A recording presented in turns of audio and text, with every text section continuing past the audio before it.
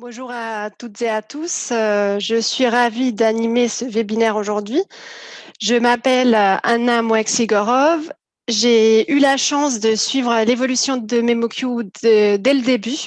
J'ai animé ma première formation MemoQ en 2006 à l'Université de Budapest. Et depuis, j'ai pas cessé d'utiliser cet outil et de donner des formations. Et j'ai fini par rejoindre l'équipe MemoQ à la fin de l'année 2020. Donc, j'ai le plaisir de vous présenter MemoQ aujourd'hui. On va commencer avec la création d'un projet et puis après, on va aussi voir un peu d'autres choses dans MemoQ, notamment la révision, l'utilisation de l'aliment, etc. Je vais donc tout de suite lancer MemoQ. Je vais m'arrêter à peu près au milieu de ma présentation pour vous laisser un peu de temps de poser vos questions.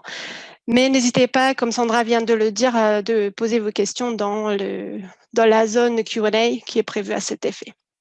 Donc, voici l'interface principale de MemoQ. Je vais commencer par créer un projet qui est, le projet, c'est l'unité de base de MemoQ qui va contenir tous les documents qu'on va vouloir traduire, mais aussi toutes nos ressources qu'on va utiliser pour notre projet de traduction.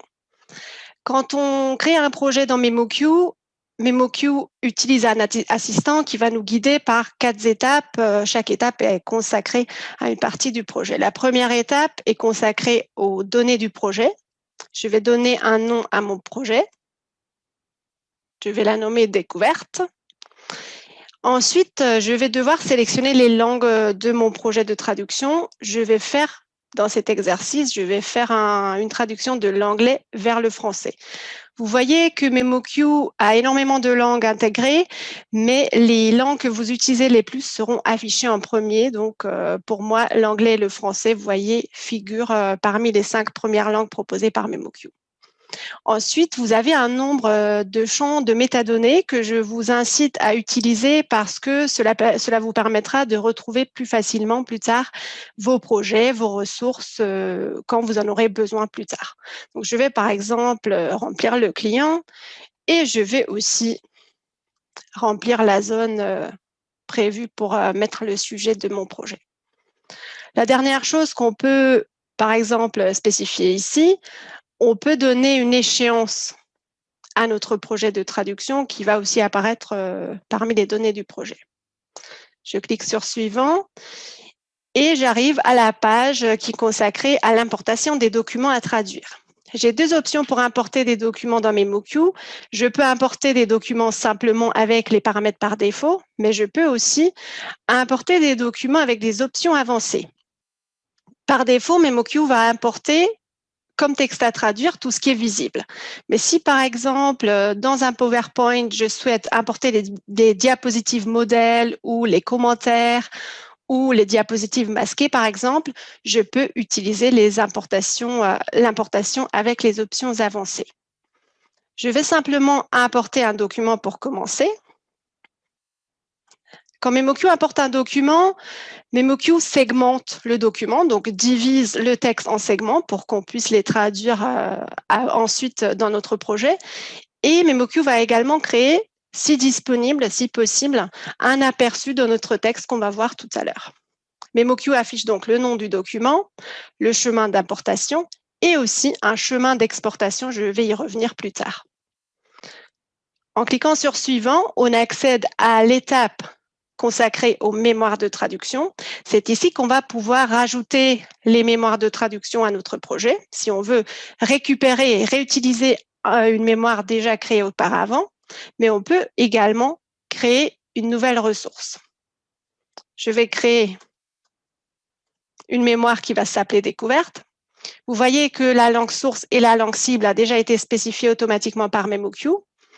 Je vais permettre à MemoQ d'enregistrer le nom de mon document dans la mémoire de traduction. Donc, avec chaque segment, on va enregistrer le nom du document et aussi le contexte, c'est-à-dire le segment qui précède le segment qu'on va enregistrer et le segment suivant également.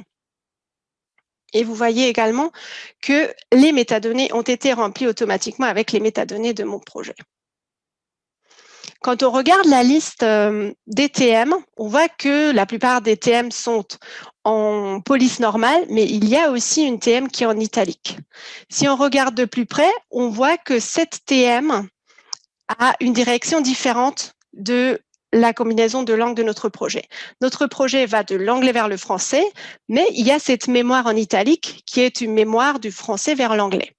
Les mémoires en italique sont des mémoires dans une direction inverse, mais MemoQ nous permet de les utiliser comme référence. On peut donc avoir des résultats à partir de ces mémoires, mais on ne pourra rien enregistrer dans ces mémoires parce que la combinaison par défaut de ces mémoires n'est pas la combinaison de langue actuelle de notre projet. Ensuite, on va arriver à la dernière étape de la création de projet. C'est l'étape qui est consacrée aux bases terminologiques. Pareil, comme pour les mémoires, on peut soit cocher une base terminologique déjà existante pour l'utiliser dans le projet, mais comme tout à l'heure, je vais ici aussi créer une base de terminologie pour ce projet. Les bases de terminologie, contrairement aux mémoires de traduction, peuvent être multilingues. Par défaut, MemoQ va rajouter les langues du projet, donc l'anglais et le français ont été cochés par défaut. Mais si vous avez d'autres langues que vous utilisez lors de vos traductions, vous pouvez les ajouter à votre base terminologique tout de suite lors de la création de votre base terminologique.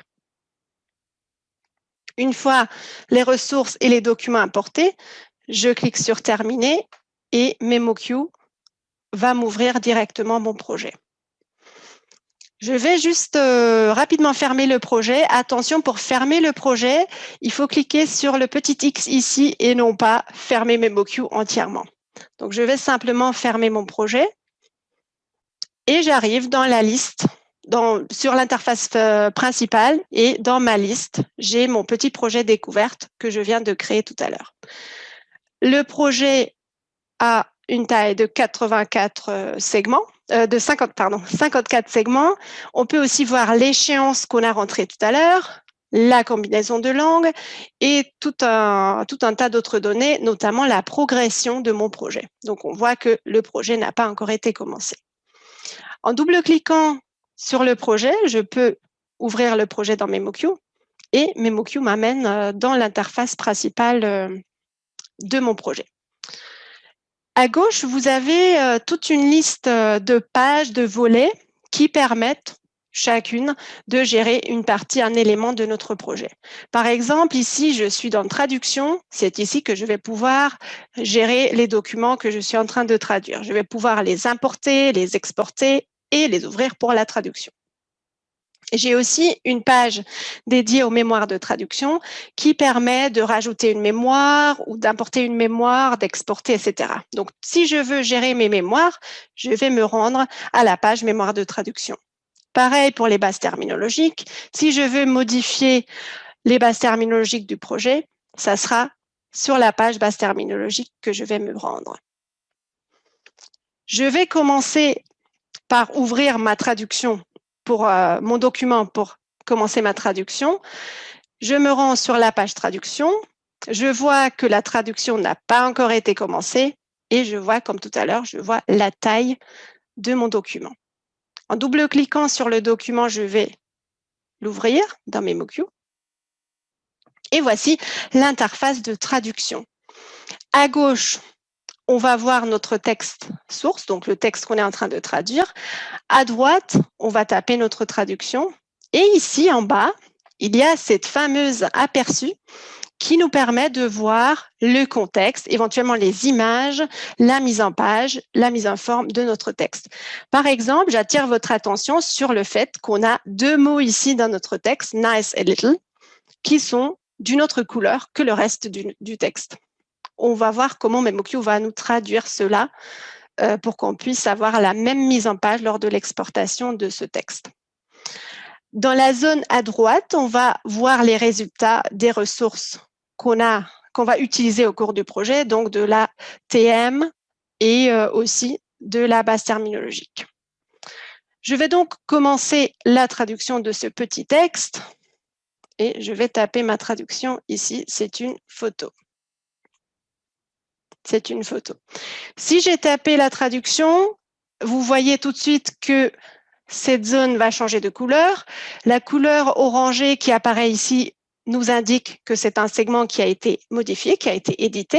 Et vous voyez que les autres segments sont grises pour l'instant parce qu'on ne les a pas encore touchés. Pour enregistrer ma traduction dans ma mémoire de traduction, je vais utiliser le raccourci clavier CTRL-Entrée pour valider ma traduction. Ou si vous êtes plutôt bouton ou souris, vous pouvez aussi utiliser le bouton ici qui va confirmer votre traduction. Quand j'ai confirmé la traduction, vous avez vu que tout de suite, le segment numéro 5 s'est rempli automatiquement. Ici, il s'agit de la fonction propagation automatique qui permet de traduire en même temps les répétitions dans le texte. Donc, en traduisant une occurrence de la répétition, toutes les autres occurrences du texte dans le document seront pré-remplies.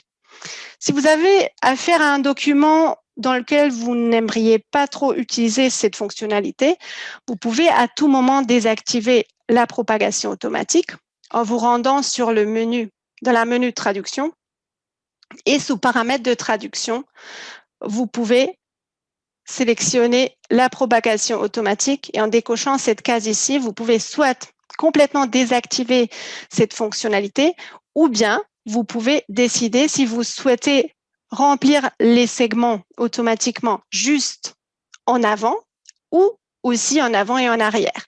Si vous sélectionnez en avant et en arrière, dès que vous modifiez un segment quelque part dans le document, tous les segments, toutes les répétitions seront modifiées comme le segment actuel a été modifié.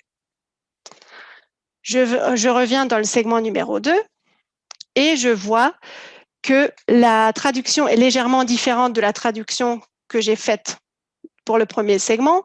MemoQ m'affiche le résultat de la mémoire de traduction ici. C'est ma traduction que je viens de faire pour le premier segment.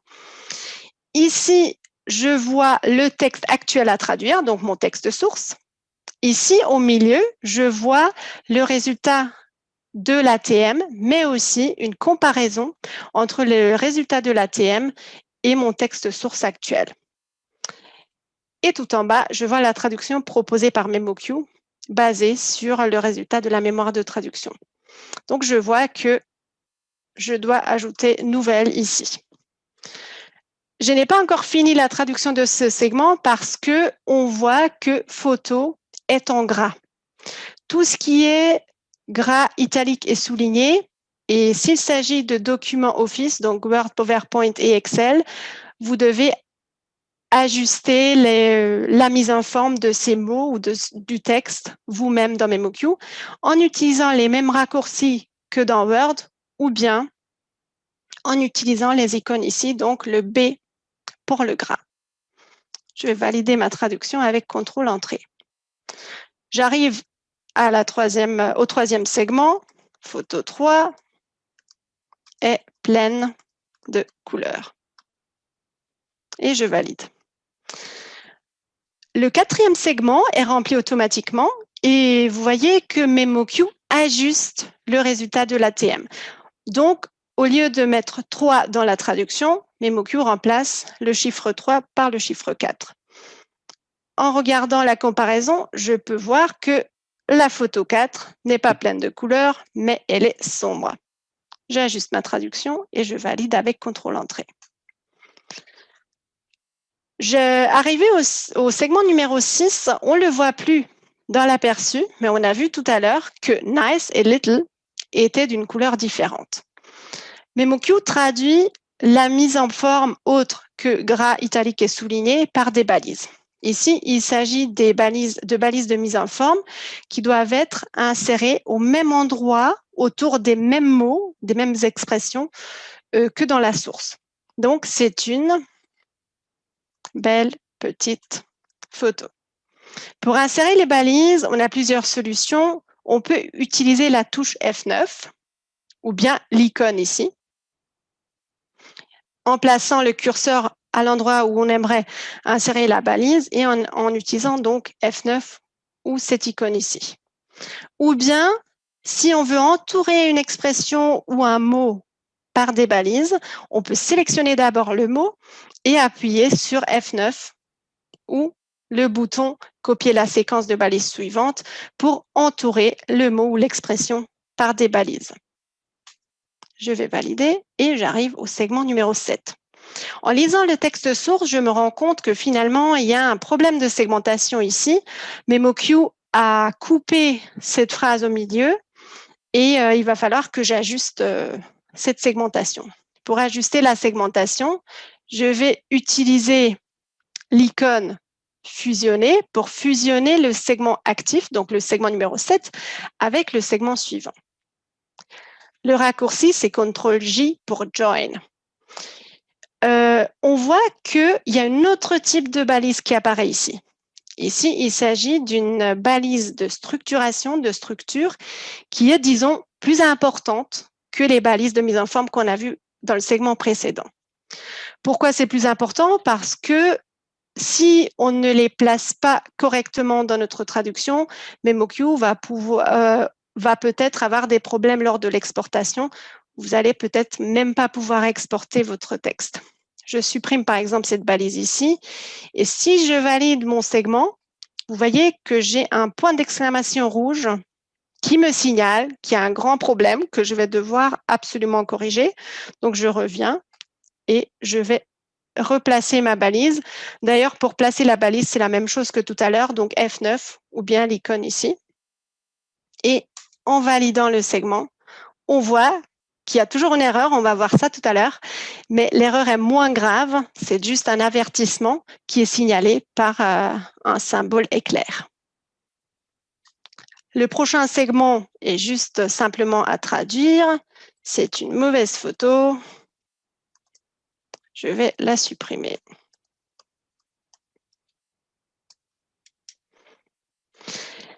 Le segment 9 nous montre aussi un autre problème de segmentation. C'est le contraire du segment numéro 7. Ici, on va devoir couper le segment parce qu'il manque un espace entre les deux phrases. Pour couper les segments, on va pouvoir utiliser le bouton division ou bien CTRL-T pour split. Une fois la segmentation ajustée, je vais pouvoir insérer le résultat que MemoQ me propose et éventuellement modifier la traduction. Changer cette photo. Arrivé au dernier segment de ce document, je vois qu'il n'y a pas forcément de résultat qui apparaît, mais il y a quand même un petit quelque chose qu'on va pouvoir utiliser tout à l'heure. Je vais juste taper ma traduction.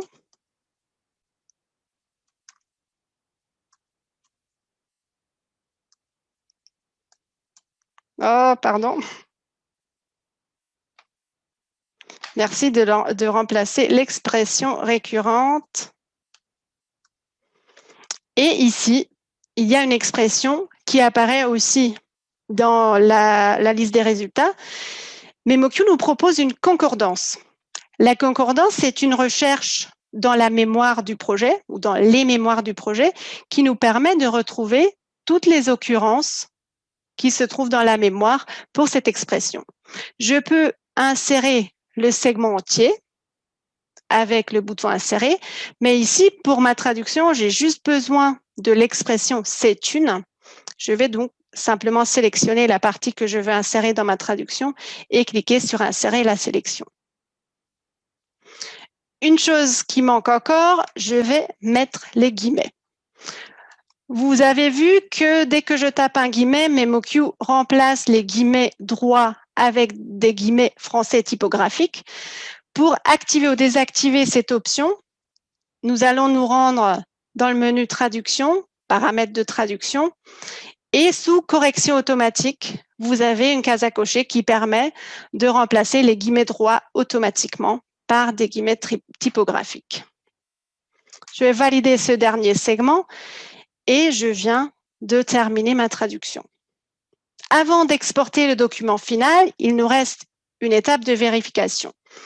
On va commencer par vérifier l'orthographe de notre traduction.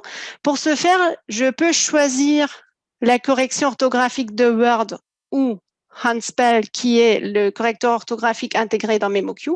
Mais si j'ai la chance d'avoir Antidote sur mon ordinateur, je peux aussi directement utiliser Antidote à partir de MemoQ à l'aide de cette icône ici qui va s'intégrer si vous activez Antidote sur votre ordinateur. Après la vérification de l'orthographe, il y a encore une dernière étape de vérification, c'est le QA, l'assurance qualité, qui va se trouver dans Relecture, contrôle qualité. Il s'agit ici d'une vérification automatique qui consiste en la comparaison de la source avec la cible. MemoQ va essayer de trouver les problèmes de chiffres, de balises, de ponctuation, etc. Plein de problèmes. Et MemoQ va nous donner une liste des erreurs à corriger dans le document qu'on est en train de traduire. Ici, par exemple, j'ai une erreur qui s'est glissée dans ce segment, notamment, il manque un espace avant la balise de structure MemoQ ici. Je peux soit, si j'ai la chance que MemoQ m'en propose une, d'utiliser la correction automatique. Si MemoQ ne propose pas de correction automatique, ça sera à moi de corriger mon segment. Et une fois le segment corrigé, je vous conseille de valider tout de suite votre segment. Ainsi, si vous validez votre segment dans la fenêtre de QA, le segment sera également validé et corrigé dans votre traduction. Une fois l'assurance qualité terminée, il ne nous reste qu'à exporter le document final. Pour exporter le document final, je vais me rendre dans l'accueil et je vais sélectionner le document ou les documents à exporter. J'ai encore plusieurs façons d'exporter le document. Soit je fais clic droit et j'exporte le document à partir d'ici, ou bien je peux aussi sélectionner l'icône exporter ici et en cliquant sur la petite flèche, on a plusieurs options. On peut exporter le document en suivant le chemin prédéfini par MemoQ. Le chemin prédéfini, c'est le chemin qui s'est affiché lors de l'importation du document. Ça sera d'enregistrer le document juste à côté de notre document source. Si vous voulez sélectionner l'emplacement vous-même, vous pouvez sélectionner exporter, choisir un chemin d'accès qui vous permettra de sélectionner le dossier, l'endroit où vous souhaitez enregistrer votre texte et vous pouvez aussi modifier éventuellement le nom de votre document. Une fois l'exportation lancée, MemoQ ouvre le document final pour que vous puissiez faire une dernière vérification. Et par exemple, ici, on avait un problème d'espace. On peut rajouter cet espace manquante, enregistrer notre traduction finale et la renvoyer à notre client. Donc, si vous avez un projet que vous voulez réutiliser parce que vous obtenez un nouveau document du client qui ressemble beaucoup au document que vous avez déjà traduit, donc vous ne voulez justement pas créer une nouvelle mémoire ni une nouvelle base terminologique, mais vous voulez réutiliser vos ressources. Vous n'avez pas besoin de créer un nouveau projet. Vous pouvez également importer votre deuxième texte dans ce même projet. Pour importer le texte, je vais me rendre sur la page traduction. Le plus simple, c'est de faire clic droit, cliquer sur importer et je vais importer mon deuxième document dont le titre est photo également. Donc, on voit que le sujet déjà ressemble beaucoup à notre sujet précédent. Quand on obtient un document qui pourrait ressembler au document ou à un des documents qu'on a déjà traduit, on aimerait savoir combien on doit travailler vraiment et combien on peut déjà récupérer de notre TM qu'on a créé lors de la création de ce projet ou il y a 2 ans, etc. Pour voir les ressemblances entre le texte, le nouveau texte et les anciennes traductions, on va pouvoir faire une statistique. Pour faire une statistique, on sélectionne le document qu'on veut analyser et on clique sur le bouton statistique.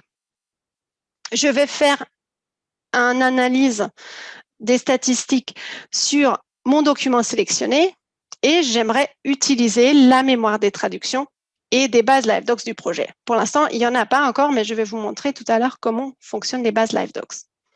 En cliquant sur Calculer, MemoQ m'affiche le calcul la comparaison en fait entre mon texte que je viens d'apporter, donc le nouveau texte, et les résultats qui proviendront de la mémoire quand je vais commencer ma traduction. Regardons ce que j'ai comme ressource ici. J'ai un segment dans la catégorie 101%. Qu'est-ce que ça veut dire les 101%? Quand on parle d'un résultat à 101%, c'est un résultat qui apparaît dans le même contexte dans la mémoire. Comme je vous ai dit, MemoQ enregistre le contexte du segment. Donc, MemoQ enregistre le segment précédent et le segment suivant avec le segment traduit. Et si le même segment apparaît dans le même contexte dans un nouveau texte, on va obtenir un résultat à 101%. On a aussi un segment qui réapparaît de façon identique, mais pas dans le même contexte, qui donne un résultat à 100%. Et on a aussi 3 segments qui apparaissent dans la catégorie 95-99%, qui est une catégorie consacrée aux segments dont le texte est identique. Donc ici non plus, on n'aura rien à traduire, mais il y a quand même de la mise en forme, des balises, éventuellement des chiffres à modifier. Et on a aussi du texte, 4 segments à traduire entièrement. Il n'y a aucune correspondance pour ces segments. Je peux soit exporter tout de suite mon rapport à partir d'ici, mais si je ne veux pas le faire tout de suite ou si je l'oublie, je peux à tout moment consulter tous les rapports que j'ai créés à partir de ce projet sur la page vue d'ensemble et en cliquant sur l'onglet rapport, je peux exporter, masquer, afficher et consulter les statistiques, les rapports que je viens de faire pour ce document, pour ce projet. Je vais simplement revenir à l'accueil et je vais simplement ouvrir mon nouveau document pour le traduire. Je double-clique sur le document qui va s'ouvrir dans MemoQ. Vous voyez que j'ai des résultats ici qui s'affichent, mais le résultat, c'est uniquement le cas du premier segment, ne va pas s'insérer automatiquement. Je peux utiliser CTRL espace ou je peux simplement double-cliquer sur le résultat pour qu'il s'insère dans ma traduction. Vous voyez que la mise en page, tout à l'heure, on n'avait pas ni de gras ni de souligné, mais MemoQ l'adapte automatiquement parce qu'ici, il s'agit de la mise en forme de tout le segment. Donc, j'insère mon résultat, je valide avec CTRL Entrée. Comme j'ai vu tout à l'heure qu'il y a quand même pas mal de résultats que je vais obtenir de ma TM, je veux aller un peu plus vite, je ne veux pas insérer tous les segments manuellement, je vais donc faire une pré-traduction. La pré-traduction est un pré-remplissage automatique des segments de la traduction à partir de la TM et aussi des live docs si vous en avez dans votre projet. Pour activer la pré-traduction, je vais me rendre dans le menu préparation et je vais cliquer sur l'icône pré-traduire. Je vais pré-traduire mon document actif et je vais utiliser, j'aimerais récupérer toutes les correspondances élevées de la mémoire de traduction. Les correspondances élevées signifient les correspondances entre 95 et 99% de la mémoire. Je peux sélectionner la mémoire que je souhaite utiliser pour la pré-traduction. Et la dernière chose que j'ai activée ici, j'ai permis à MemoQ de fusionner ou de diviser les segments pour avoir de meilleurs résultats à partir de la TM. Je vais lancer la pré-traduction. Et vous allez voir, il y a une nouvelle couleur qui apparaît, c'est la couleur bleu clair, qui est la couleur de la pré-traduction. Si je me rends, par exemple, dans le segment numéro 3, je vois la comparaison,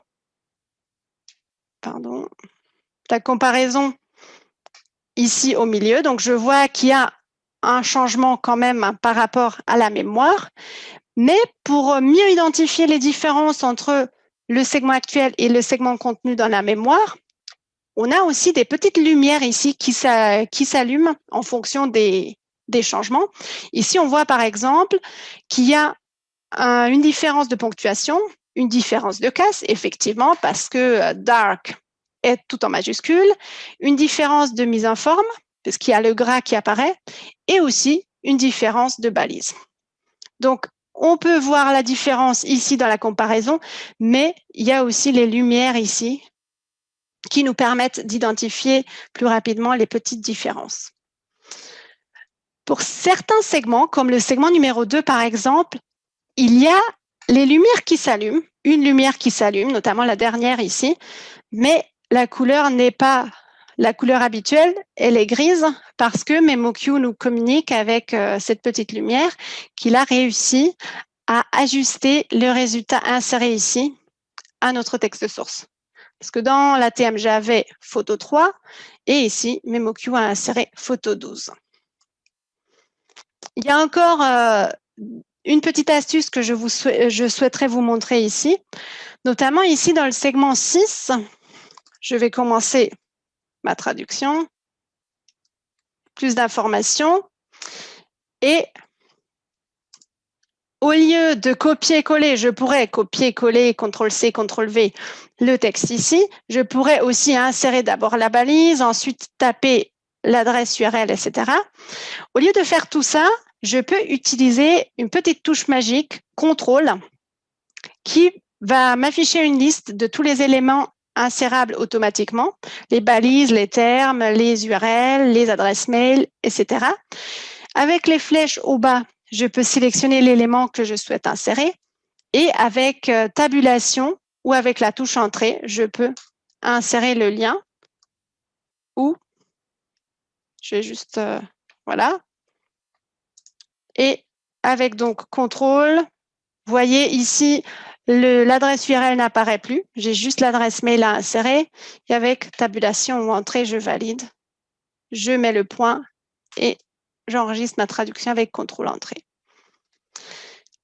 Au segment numéro 7, je n'ai rien à traduire, j'aimerais juste copier le contenu du segment. Au lieu de faire copier-coller, je peux utiliser le raccourci clavier CTRL majuscule S ou bien le bouton ici, copier dans la cible, copier la source, CTRL majuscule S, et MemoQ va me copier directement mon segment source dans le segment cible.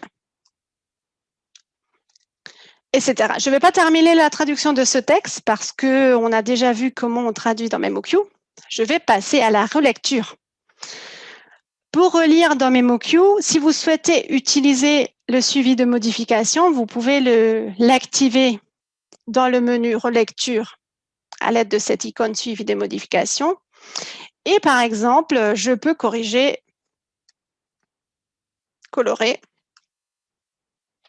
Je peux corriger la traduction comme je le souhaite, photo 12 et colorer. Si j'enregistre ma traduction en tant que lecteur dans l'ATM, ça sera uniquement la version finale qui sera enregistrée. Donc, le suivi de modification n'apparaîtra pas dans la mémoire. Vous voyez, dans ma mémoire, j'ai photo 12 et coloré. Dans MemoQ, vous pouvez avoir un flux de travail qui englobe le travail de 3 personnes sur le même document. Vous pouvez être le traducteur sur un document, mais vous pouvez aussi travailler comme relecteur 1. Vous pouvez changer votre rôle ici. Si vous validez, par exemple, un segment en tant que relecteur 1, l'icône qui va apparaître à côté du segment sera une coche avec un plus. Si toutefois, vous passez après le relecteur 1 et que vous êtes relecteur 2, vous pouvez encore changer votre rôle ici. Et si vous validez un segment, MemoQ va afficher 2 coches et ça sera uniquement le gestionnaire de projet ou vous-même en tant que relecteur 2 qui pourra modifier le segment. Parce que si je me remets en traducteur, je peux essayer de supprimer, vous m'entendez, j'essaie de supprimer le point à la fin de ce segment, mais je ne peux rien modifier parce que j'ai le rôle du traducteur pour ce document. En parlant de révision, une dernière chose que je souhaiterais vous montrer, c'est la communication entre collègues. On aime bien mettre des commentaires à côté de nos traductions pour communiquer justement avec le relecteur. Pour ajouter un commentaire à un segment, il suffit de cliquer sur la bulle qui s'affiche ici. Je vais mettre mon commentaire. Et en cliquant sur OK, MemoQ enregistre le commentaire avec le segment et la couleur de la bulle va devenir orange.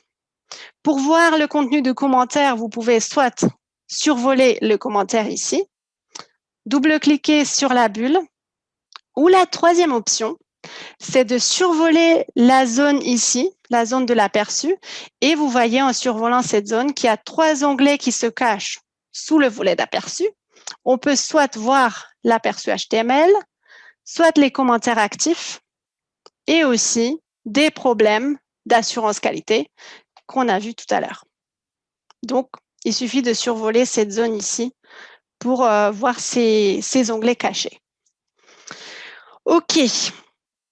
Après avoir parlé de la relecture, j'aimerais évoquer aussi la question de la terminologie. On n'en a pas encore parlé. Vous vous souvenez, tout à l'heure, quand on a créé notre projet, on a ajouté une base terminologique à notre projet. Pour l'instant, elle est vide. J'aimerais y ajouter le mot photo. Pour ajouter un mot à la base terminologique, il suffit de sélectionner le mot source et le mot cible.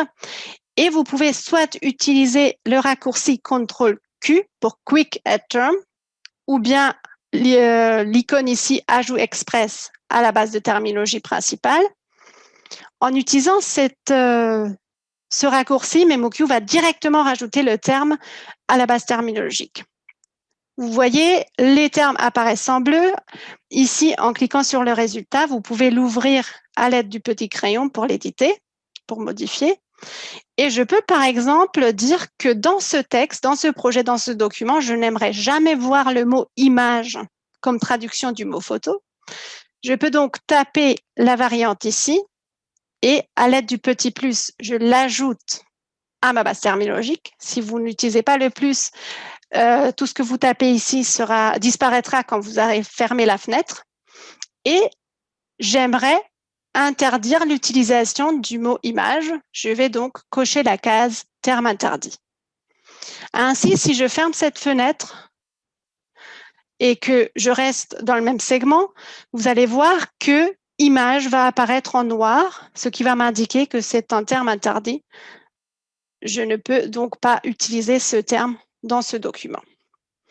Si vous cliquez dans un autre segment, vous voyez que le mot photo que je viens de rajouter à ma base terminologique apparaît avec un surlignage bleu qui nous indique que c'est un terme qui apparaît dans la base terminologique. Pour insérer les termes de la base terminologique, il suffit de double-cliquer sur le terme surligné et MemoQ va tout de suite l'insérer dans la traduction. Une autre option de rajouter des termes, si vous voulez utiliser plus de détails, plus d'options, vous pouvez utiliser aussi l'autre option ici, créer une entrée de base terminologique qui va tout de suite vous afficher plein d'options, mais malheureusement, on n'a pas le temps pour l'instant de rentrer dans les détails de cette fenêtre. Par contre, ce que j'aimerais vous dire quand même, si vous rentrez des termes dans la base terminologique de votre projet, essayez de rentrer les termes avec une minuscule, mettez une majuscule uniquement quand c'est obligatoire pour le terme et essayez d'utiliser le singulier. MemoQ va reconnaître, comme ici aussi, j'ai rentré photo avec une minuscule. Ici, MemoQ me propose quand même le terme, même si le mot photo apparaît en majuscule.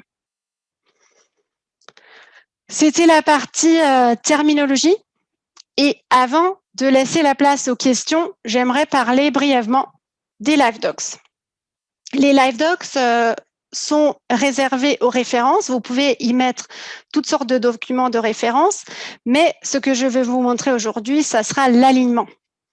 Pour pouvoir aligner des fichiers dans MemoQ, vous devez d'abord créer un contenant, créer une base Live Docs à l'aide de cette icône ici. Je vais la nommer aussi découverte. Et une fois le contenant créé, vous pouvez, en cliquant dans cette zone ici, rajouter toutes sortes de documents de référence. Ce que je vais faire aujourd'hui, je vais rajouter une ancienne traduction qui va ressembler au texte que je vais devoir traduire pour mon client. Je vais faire clic droit et je vais choisir l'option « Ajouter des fichiers à aligner ». Je vais ajouter mon document source. qui sera mon document en anglais. Et je vais aussi ajouter mon document cible, mon document en français. MemoQ aligne automatiquement les deux documents parce que leurs noms ressemblent beaucoup. Et MemoQ va essayer de trouver les correspondances entre le texte source et le texte cible. Je vais rapidement importer un texte à traduire. Et ce qui est bien dans MemoQ, c'est que vous n'avez pas besoin de faire l'alignement. Donc, sans faire l'alignement, vous pouvez tout de suite commencer à traduire votre texte. C'est ce que je vais faire.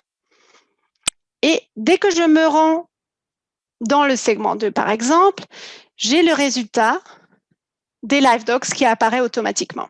Vous voyez que l'icône est légèrement différente et vous voyez également que même si dans la comparaison ici, je ne vois aucune différence entre le texte actuel et le texte de l'ATM, je vois que le résultat, c'est un résultat de 85%.